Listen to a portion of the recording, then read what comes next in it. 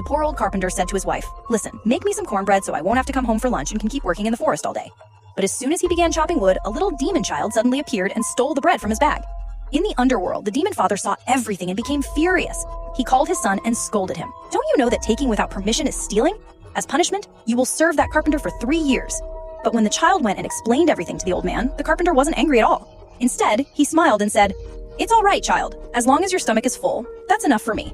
Hearing this, the demon child felt ashamed. The carpenter refused to let him work, so the child walked a little farther away and began using magic. Since morning, the old man had only managed to chop down 1 tree, but the demon child cleared the entire forest in seconds. He piled up so much wood that even 20 oxen couldn't pull it. Then he lifted the carpenter onto the stack, picked up everything, and carried it home as if it weighed nothing. The wood was enough for the whole village, and the carpenter earned a lot of money. The next day, they went to the king for work. The king assigned them a massive pile of wheat to clean, a job that not only required 100 people working for months, but with a few stomps of his foot, the demon child instantly cleaned and neatly sorted the entire pile. The king was amazed and asked, "What reward do you want?" The child simply replied, "Just 1 big sack of wheat." The king laughed and said, "Very well, you may come and take it any time. No one will stop you." Hearing this, the demon child went home, gathered old curtains and torn bed sheets, and spent a full week sewing them into a gigantic sack. When they brought it to the palace, the ministers were stunned by its size. The sack was opened and servants began pouring in wheat, but before it was even half full, the entire supply was gone.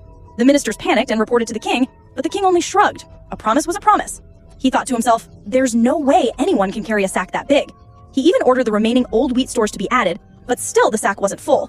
The demon child simply tied it shut, hoisted it onto his shoulder, and walked away as if it weighed nothing.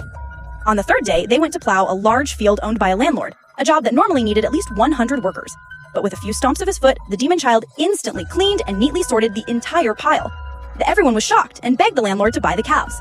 The demon child agreed, but only for 12 oxen and a basket full of gold. The landlord accepted. But when the farmers tried to use the calves, they wouldn't move an inch. Enraged, the landlord summoned the demon child. The child simply held the plow with one hand, fed the calves with the other, and instantly they ran like lightning again. The landlord was speechless.